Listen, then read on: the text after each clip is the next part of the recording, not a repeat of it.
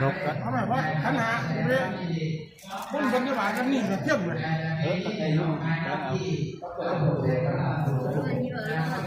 บ่ขี้ยายดอกไม้นี่1บ่ดอกไม้เนี่ยเขาจะเอาได้ได้1เนาะก็ได้คนละดอกคนละอันเนาะ2คนนี่คนละอันเนาะโอเค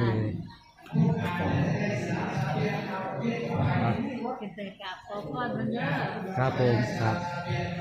ดอกไม้โลดดู